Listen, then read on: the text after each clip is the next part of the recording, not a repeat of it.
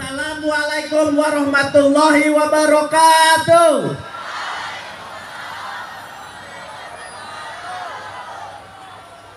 Apa kabar adik-adik pramuka? Raimuna Nasional 12 tahun 2023. Wah, masih tetap semangat. Tentunya masih semangat ya, walaupun. Mari tepuk tangan buat kita semuanya adik-adik. Oke. Jadi beginilah pramuka penegak kita, walaupun sudah di ujung acara, sudah mau penutupan, tapi semangatnya masih terus on fire. Oke, izin Kak Mahir, mau nanya dong untuk kesibukan kakak sehari-hari, itu apa aja sih Kak? Sekarang kebetulan saya punya bergerak di dunia usaha sendiri, merintis Oke. di bidang properti. Terus saya juga bergerak di bidang komoditas multikultura, dan saat ini saya sekarang diminta membantu Mas Menteri Nadiem Makarim di Kementerian Pendidikan Kebudayaan dan Riset Teknologi. Wah, beri aplaus dong untuk Kak Mahir. Siapa di sini yang mau seperti Kak Mahir, angkat tangan. Wah, tentunya banyak banget ya. Jadi harapannya bisa seperti Kak Mahir dan bahkan bisa lebih dari Kak Pasti Mahir. harus lebih dong. Oke, membahas tentang tema kita pada malam hari ini Kak Mahir, tentang ciptakan perubahan dengan kemitraan. Apa sih Kak, kami selaku anak muda, hal kecil yang harus kami lakukan sehingga kita bisa mulai bermitra? Hal kecil apa yang harus kita lakukan ya? Ya, saya sambil berdiri ya. Jadi memang saya dulu juga punya pengalaman, mungkin dulu zaman sekolah dasar yang namanya Persami. Saya banyak belajar di pramuka ini. Saya bisa sekarang berdiri, saya bisa sekarang menjadi saat ini, itu tidak lepas dari apa yang dulu dididik di saat saya mengalami pembelajaran di pramuka. Bagaimana saya cara memimpin, saya berbicara, saya mengatasi konflik, masalah, dan lain sebagainya. Itu yang membuat saya tidak sedikit bagaimana pramuka cukup berjasa dalam karir dan juga kehidupan saya saat ini. Pramuka adalah rahimnya mencetak anak-anak muda berprestasi, dan saya yakin kegiatan Raimuna Nasional ke-12 saat ini yang kita lakukan, mungkin adik-adik itu hal yang kecil atau sederhana, tetapi dengan keikhlasan dan gotong royong adik-adik saat ini, saya meyakini insya Allah ke depan adik-adik semua adalah calon-calon pemimpin bangsa dan calon pengusaha yang sukses. Amin. Siapa yang ingin jadi calon pengusaha sukses? Insya Allah kita berdoa, kita aminkan adik-adik di sini ke depan 10 atau 15 tahun ke depan akan menjadi calon-calon pemimpin bangsa. Amin, Allahumma. Adik-adik, apa yang adik-adik lakukan saat ini tidak bisa diukur secara instan. Semua yang dilakukan melalui proses. Saya juga pada saat dulu kecil memimpin inspektur upacara, memimpin di pramuka, gugus tugas dan lain sebagainya, tidak pernah berpikir bahwasanya 10-15 tahun ke depan apa yang diajarkan, apa bersama-sama dengan teman-teman dari seluruh Indonesia itu ternyata cukup berguna di saat kita berjejaring maupun kita dalam dunia kerja. Karena saya meyakini ada pepatah mengatakan networking is a king. Jadi jejaring yang adik-adik lakukan sekarang mungkin tidak terasa, tetapi yakin 10-15 tahun ke datang itu akan menjadi harta yang paling berharga dari adik-adik semuanya.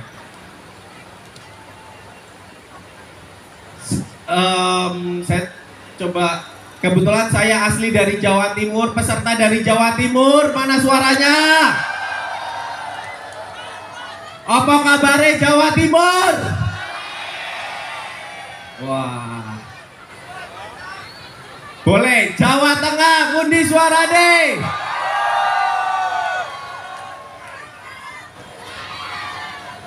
Mantap. Oke, saya balikan. Oke, baik, terima kasih Kak Mahir. Ternyata Kak Mahir juga ada background pramukanya, jadi sudah berpramuka sebelumnya, dan ternyata forum CSR Indonesia juga masih dipimpin oleh pramuka. Iya. Yang dimana sebelumnya dari GKR Mangkubumi ya. Betul. Dan sekarang dilanjutkan oleh Kak Mahir. Oke, jadi tidak menutup kemungkinan bagi sekalian mungkin sekarang menjadi peserta Raimuna Nasional, tidak menutup kemungkinan untuk bisa jadi pemateri dan duduk seperti Kak Mahir di atas panggung ini. Jadi ditunggu dobrakan-dobrakan hebat dari kakak-kakak semua. Dan selanjutnya mau nanya nih Kak Mahir, apa sih Kak bekal yang harus kami siapkan selaku anak muda untuk menjemput generasi emas 2045?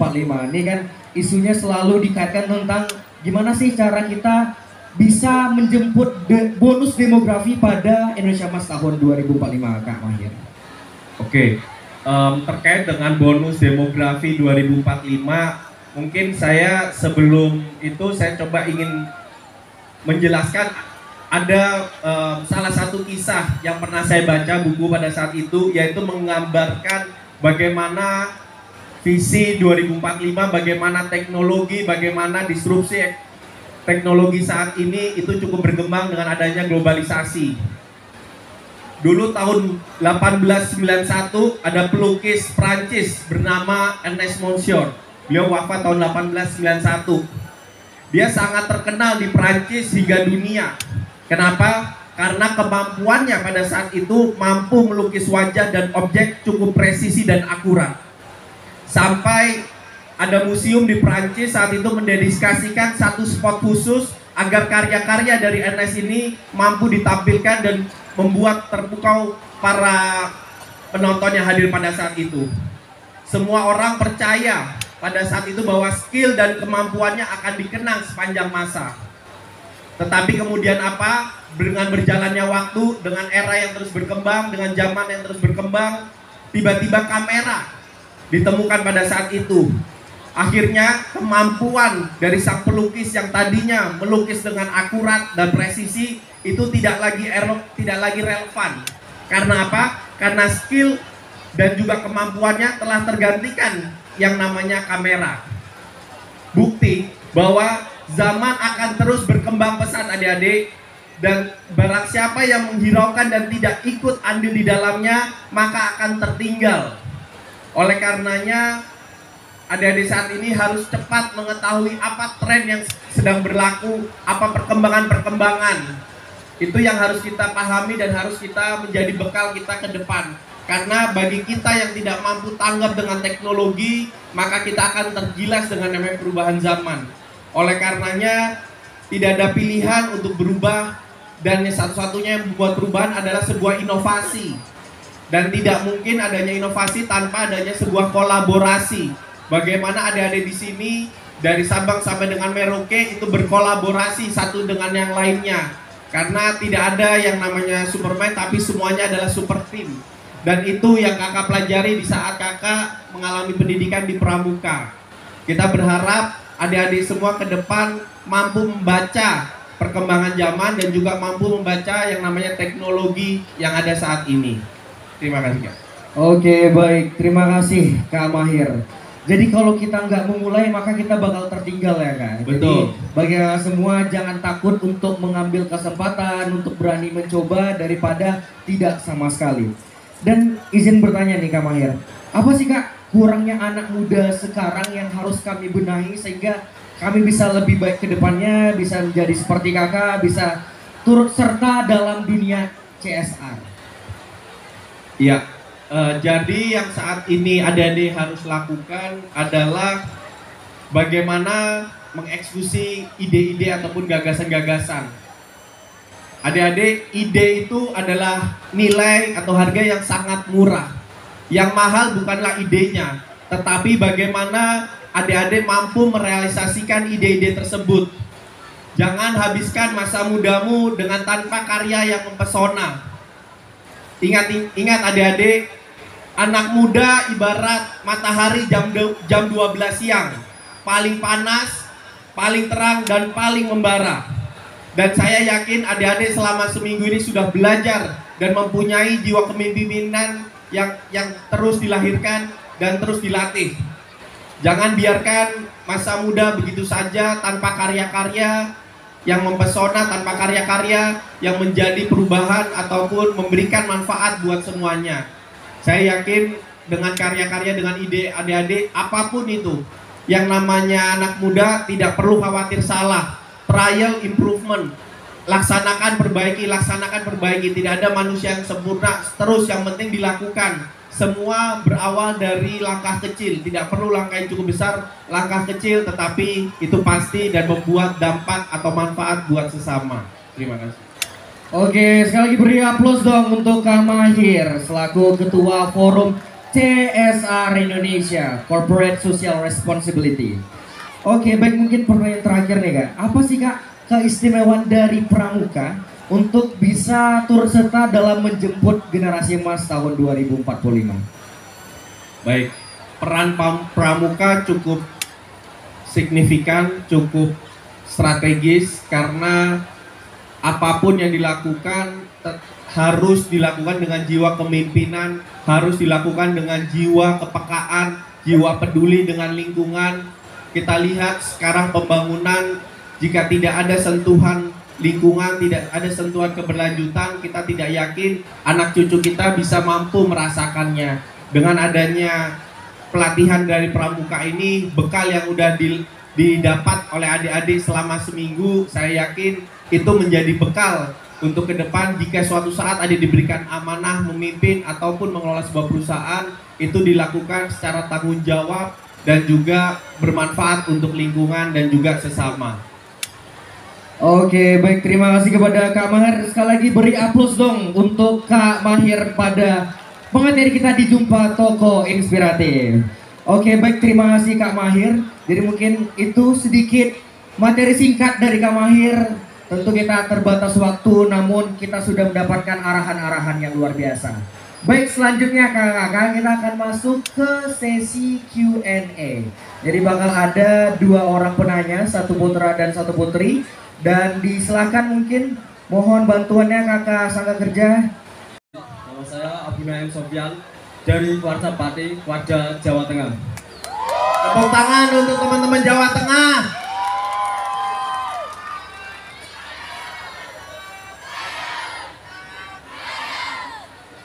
Bismillahirrahmanirrahim. Assalamualaikum warahmatullahi wabarakatuh. Izin memperkenalkan diri, nama saya Dian Permatasari. Saya dari Kuarca Purworejo, Jawa Tengah. Jateng Gayang, Jateng Gayang, Jateng Gayang. Terima kasih. Boleh langsung ke pertanyaan 2 dari Jawa Tengah. Terima kasih Kak sudah diberikan kesempatan pada malam hari ini kami bisa berdiri di sini. Langsung saja untuk pertanyaan dari saya rasa untuk perkembangan zaman itu kan selalu ada ya Kak ya. Sedangkan anak muda zaman sekarang itu kadang itu selalu terjebak dalam hal zona nyaman. Sehingga itu barangkali bisa menjadi penghambat untuk terus meningkatkan kualitas diri dan lain sebagainya. Pertanyaan saya adalah bagaimana supaya anak muda ini bisa keluar dari zona nyaman tersebut. Terima kasih. Wassalamualaikum warahmatullahi wabarakatuh. Waalaikumsalam warahmatullahi wabarakatuh. Boleh langsung dijawab. Jadi memang yang namanya zona nyaman itu membuat karya ataupun inovasi kita terkadang terhambat ataupun tidak ada ruang untuk improvisasi dan ruang untuk berkembang. Tentunya dalam hal ini bagaimana kita bisa menciptakan lingkungan baru, kita bisa terus mendapatkan, intinya gini, saya adalah orang yang haus akan belajar.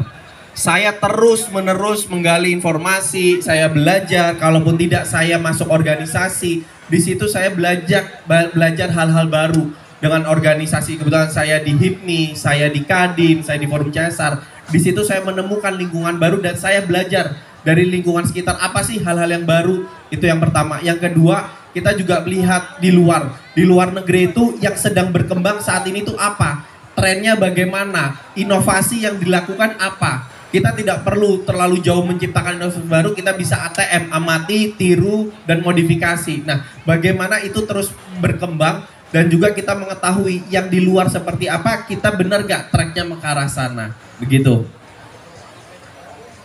Oke, sama-sama. Izin bertanya Kak.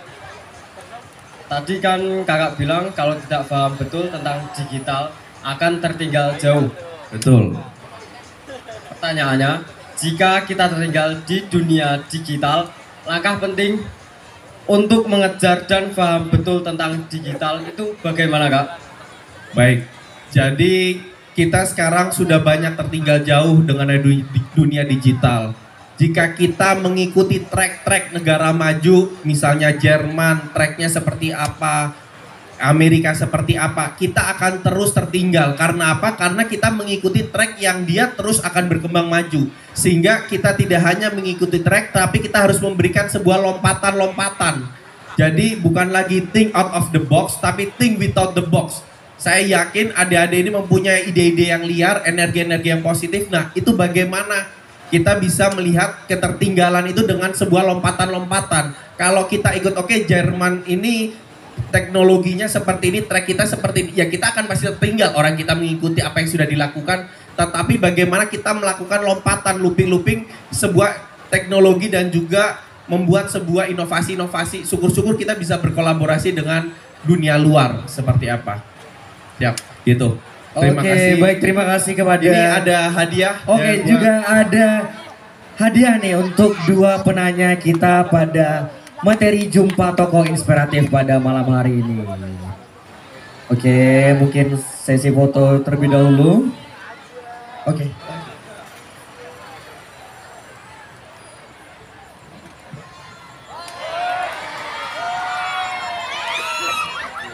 Oke, mungkin selanjutnya adalah sesi penyerahan sedikit door prize dari Bu Materi kita kepada dua penanya kita. Oke, baik, terima kasih kepada kakak atas pertanyaannya. Assalamualaikum warahmatullahi wabarakatuh.